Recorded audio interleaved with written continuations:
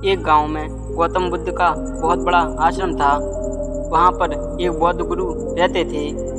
वहाँ उनका एक शिष्य बहुत बोलता था। वो हर समय इधर उधर की बातें करता था। जब वो किसी घर में भिक्षा लेने जाता था तो वो वहाँ से एक नई कहानी लेकर आता था और आश्रम के शिष्य को सुनाता। एक दूसरों की बुराई करता, चुगली करता और अच्छा बनने का प्रयास करता रहता। खुद के मुंह से ही खुद की तारीफ करता और हमेशा ही वो गुरु के सामने खुद को श्रेष्ठ और उत्तम समझने लगता। खुद को बुद्धिमान और श्रेष्ठ मानता था। उसका मानना था कि मैं एक अमीर घर का बालक हूँ। अगर मैं चाहता तो मैं एक आरामदायक सुविधाओं से भरा जीवन भी जी सकता था, लेकिन मैं वो सब छोड़कर यहाँ आ गया क्योंकि मुझे खुद को जानना है। मुझे सत्य की खोज करनी है, जीवन को जानना है। इसीलिए मेरा त्याग तुम सबसे बड़ा है। एक दिन गुरु ने सभी शिष्यों को बुलाकर कहा कि आप सभी को एक माह के लिए कोई ना कोई संकल्प लेना है। इससे आपकी संकल्प शक्ति बढ़ जाएगी और आप में आत्मविश्वास का संचार होगा। आप सभी अपने सामर्थ्य के अनुसार उन सभी संकल्पों को ले सकते हैं और यदि एक माह से पहले आप में से जिस का संकल्प टूट जाएगा तो वो अपनी पुरानी वाली दिनचर्या पर वापस आ जाएगा। सभी शिष्यों ने अपने सामर्थ्य के अनुसार संकल्प लिया और गुरु को बताकर वहाँ से चले गए। लेकिन वह शिष्य जो अपने आप को अलग मानता था, वो सीधा गुरु के कुटिया में घुस गया और बोला कि मैं कोई छोटा मोटा संकल्प नहीं लेना चाहता, बल्कि मैं खुद को ही भांति एक बहुत बड़ा महान संकल्प लेना चाहता हूँ। कृपया आप ही बताएं कि क्या संकल्प लेना चाहिए। उसकी ये बात सुनकर गुरु मुस्कुराए और बोले, क्या तुम मेरे द्वारा दिए गए संकल्प को पूरा कर पाओगे? क्या तुम्हारे लिए उसे पूरा करना संभव होगा? शायद नहीं, इसलिए तुम ही कोई संकल्प ढूंढो। शिष्य ने कहा कि नहीं गुरुदेव, आपको ही संकल्प मुझे दे दो, मैं उसे पूरा करूँगा। तो फिर गुरु ने कहा कि ठीक है, तो फिर तुम एक माह तक चुप रहोगे, मुंह से एक शब्द भी नहीं निकालोगे। शिष्य ने कहा कि गुरुदेव, ये भी कोई संकल्प है? ये तो बहुत ही आसान है। आप मुझे कोई ऐसा संकल्प दें जो मेरी योग्यता के बराबर हो। गुरु ने कहा, पहले तुम इसे तो पूरा करके दिखाओ। शिष्य चुप हो गया और कुटिया से बाहर निकल गया। उसे ये बहुत आसान लग रहा था। उसने एक दिन तो जैसे तैसे काट लिया, लेकिन दूसरे दिन उसके मन में बोलने की इच्छा होने लगी। उसका बोझ बढ़ने लगा और तीसरे दिन उसे भारीपन महसूस होने लगा और चौथे दिन उसके अंदर एक अजीब सी बेचैनी होने लगी। क्यों आसपास आश्रम के सभी शिष्य एक दूसरे से बात कर रहे थे। वो भी अपनी बात उनके सामने रखना चाहता था। उसकी बोलती बंद कर देना चाहता था, लेकिन उसका संकल्प बीच में आ रहा था। इसलिए वो सिर्फ अपना मुंह बनाता और इसी तरह से कुछ दिनों और बीत गए और वो शिष्य बीमार पड़ गया और उसका सिर फटा जा रहा था।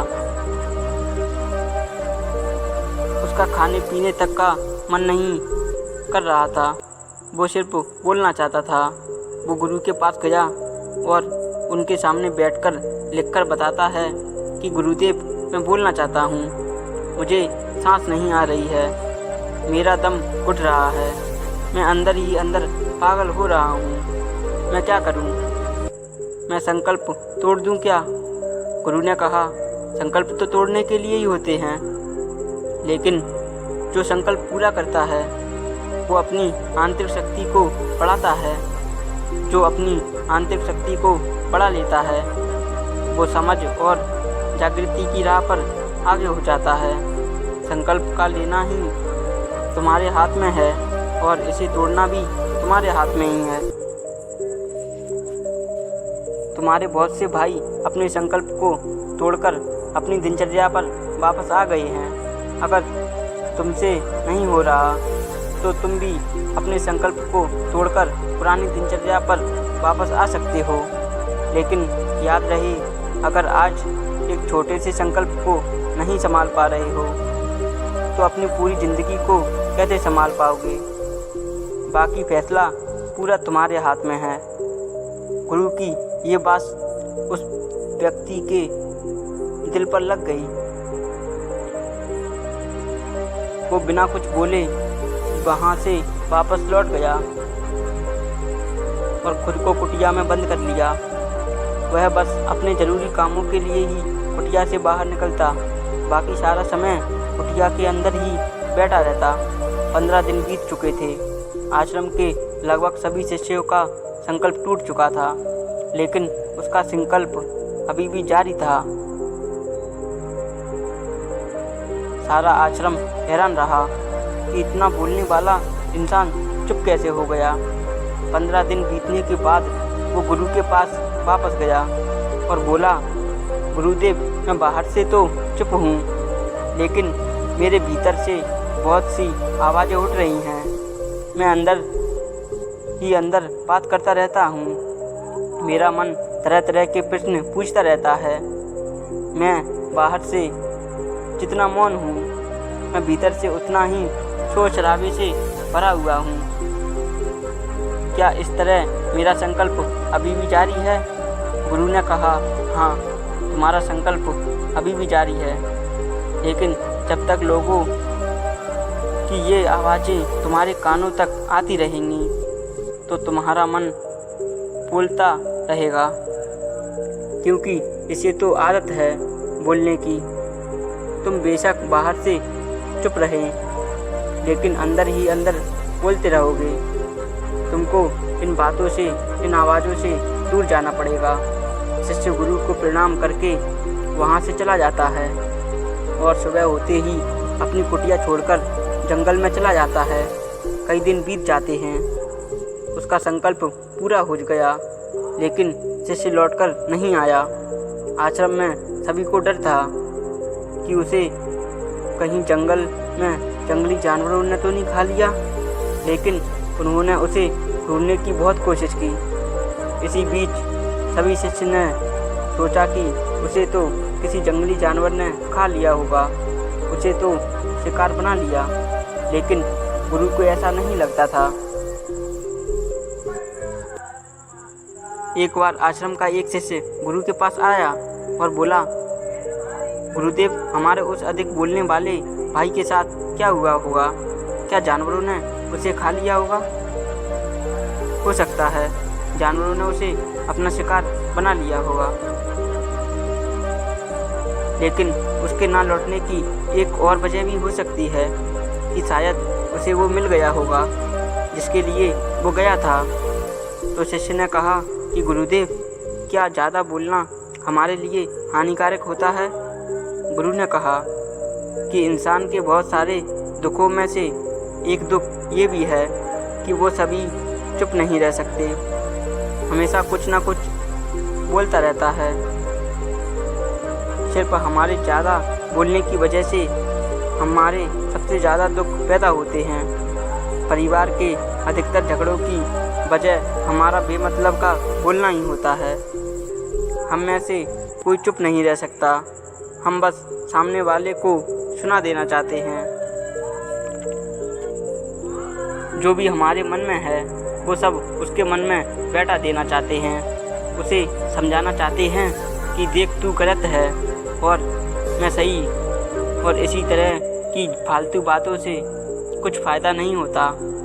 और इसी तरह ये सुनते सुनाते का काम पूरी ज़िंदगी भर चलता रहता है। लेकिन इसी बेवकूफ़ी में हम अपना समय और अपने पल सब खो देते हैं जिनमें हम आनंद का अनुभव किया जा सकता था, ये सब खो देते हैं। और हमने क्या खो दिया इसका एहसास बस कुछ ही लोगों को होता है। बाकी लोग जैसे तैसे, उन्हें अपने आने का क्या पता नहीं था और उन्हें अपने जाने का भी पता नहीं चलता। शिष्य ने कहा, तो फिर इसका समाधान क्या है? गुरु ने कहा कि पूरी जागरूकता के साथ अपने विचारों को देखना, और यही एक मात्र तरीका है। सारी समस्याओं का वर्तमान में रहकर चिंतन करना, पूरी जागरूकता के साथ काम करना जीवन में चमत्कारी बदलाव ला देता है। इसके बाद वो शिष्य अपने प्रश्नों के उत्तर पाकर गुरु को प्रणाम करके वहाँ से चला गया। उस शिष्य को आश्रम छोड़कर 3 महीने बीत गए, लेकिन अब तक उसकी कोई खबर नहीं थी। अब तक उसके गुरु भाइयों ने उसके आने की उम्मीद छोड़ दी थी, लेकिन एक दिन वो वापस लौट आ जाता है। उसे देखकर सभी को आश्चर्य हुआ और बहुत खुशी भी हुई, लेकिन अब वो पहले जैसे नहीं था। अब वो अंदर से बदल गया था। उसके चेहरे पर एक तेज और ठहराव था और आंखों में बड़ी शांति। आश्रम में आते ही उसे सभी गुरु भाइयों ने घेर लिया और बातें करने लगे। वह अभी भी उनसे बातें कर रहा था। उससे बातें करने वाले सभी ने यह समझ लिया कि अब वो पहले जैसे बावला नहीं है। अब वो बड़ी ही शांति से और मीठे वचन बोल रहा है। थोड़ी देर तक वो गुरु भाइयों से बात करने के बाद वो सीधा गुरु के पास चला जाता है। उसने गुरु के चरण छुए और कहा, गुरु, क्या मैं अभी भी मौन हूँ? क्या अभी भी मेरा संकल्प जारी है? गुरु ने कुछ देर तक शिष्य की आंखों में देखा और कहा, हाँ, तुम अभी भी मौन हो। तुम्हारे मुंह से एक भी शब्द नहीं निकल रहा और तुम्हारा संकल्प अभी भी जारी है। शिष्य ने कहा कि मैं वहाँ से गया, मैं बाहर से तो चुप था, लेकिन मेरे अंदर बहुत सी आवाज़ें आ रही थीं और वो बंद नहीं हो रही थीं। इसलिए मैं जंगल में चला गया, इसलिए कि वहाँ मुझे शांति मिलेगी और मेरी बकबक बंद हो जाएगी। लेकिन जितना एकांत में जाता गया, मेरी अंदर की आवाज़ें उतनी ही तेज होती गईं। मेरे अंदर की आवाज़ मुझे सुनाई देने लगी। तब जाकर मुझे पता चला कि मैं कितना गलत था। जब मैं अपने परिवार वालों और गुरु भाइयों को बुरा भला बोलता था, उस समय मुझे लगता था कि मैं सही कर रहा हूँ। जब मैं गुरु भाइयों की एक दूसरे से चुगली करता था और मुझे यही लगता था कि मैं उनसे बेहतर हूँ, मैं उनसे अलग हूँ, लेकिन मैं कितना गलत बोलता था। काफ़ी दिनों तक ये आवाज़ें मेरे अंदर चलती रहीं, ये शिकायतें चलती रहीं, लेकिन धीरे धीरे ये आवाज़ें अपने आप ही बंद हो गईं। उस घने जंगल में बाहर से बोलने वाला कोई नहीं था और भीतर कोई आवाज़ बची नहीं थी, और मैं पहली बार मौन का सही अर्थ समझा और मैंने अंदर असीम शांति का अनुभव किया। दोस्तों, जो आध्यात्म के रास्ते पर है, उन्हें कम ही बोलने की आदत डालनी चाहिए। कम बोलने से हमारे मन की पकड़ हमारे हाथ में आ जाती है। कम बोलने से आप जीनियस की कैटेगरी में आ जाते हो। आप जागरूकता के साथ जीवन को देख सकते हो कि मुझे क्या करना है, क्या नहीं, और मुझे सब करना है, सबको लेकर साथ चलना है। अगर इस कहानी से आपको कुछ सीख मिली हो तो कमेंट में लिखकर ज़रूर बताएं।